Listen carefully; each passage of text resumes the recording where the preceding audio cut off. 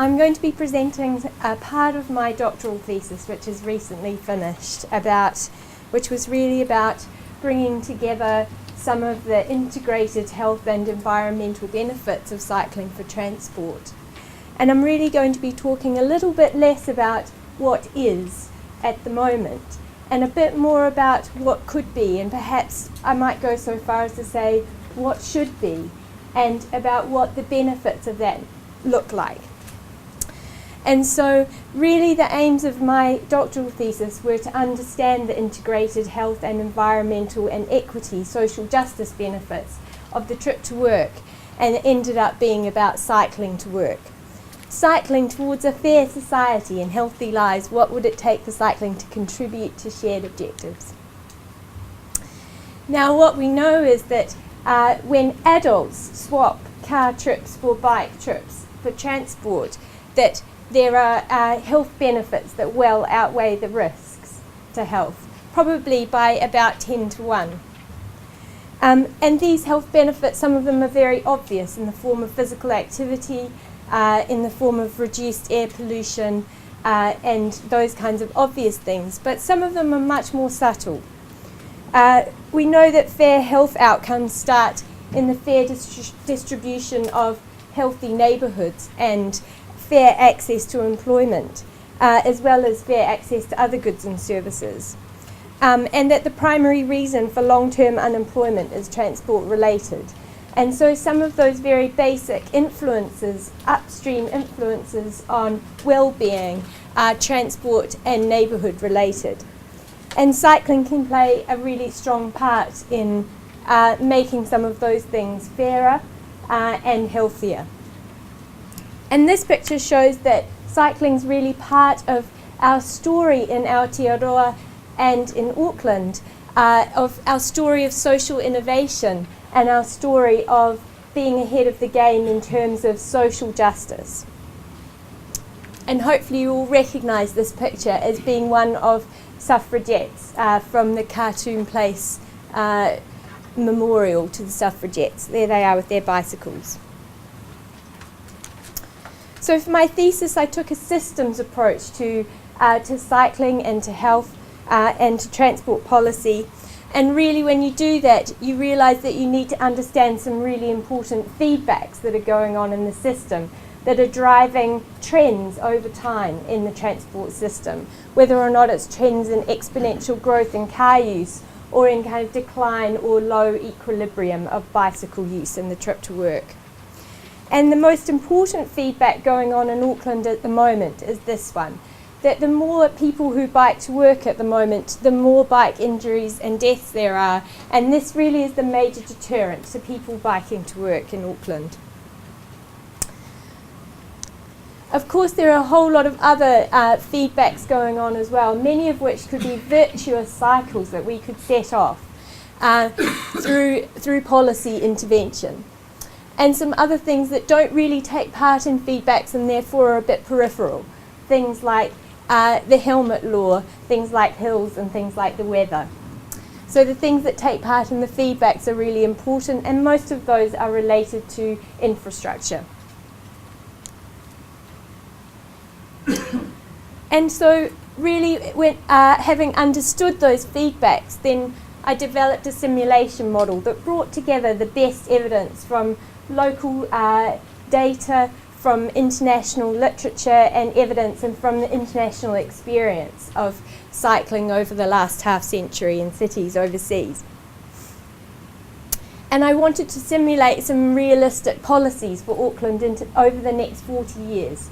The first one I simulated was not doing anything at all. The second one I simulated was what's in the strategy at the moment, which is a combination of what's currently already on the ground, perhaps not so well implemented on-road marked bike lanes like that one on Green Lane Road top left, shared bus bike lanes like the one at the bottom, and off-road shared paths. Perhaps this is one of the worst examples of that on the right, and I make no apology for showing some bad examples. And then I simulated what we understand from the literature to be best practice policies, what would happen if we made every arterial road have a physically segregated bike lane by 2051 in Auckland? What would happen if we made every local street a self-explaining bike-friendly traffic calm street by 2051? With gradual implementation, realistic implementation between now and 2051. And this really just compares, this graph compares the outcomes for health and environment and fuel cost savings of the regional cycle network as currently in the strategy, and that combined best practice universal approach by 2050. And just to note at the bottom here, you've got the outcomes for mode share. Expected outcomes by 2050 of a regional cycle network of maybe a 5% mode share of cycling in the trip to work, a combined best practice mode share of cycling that competes with the best cycling cities in the world.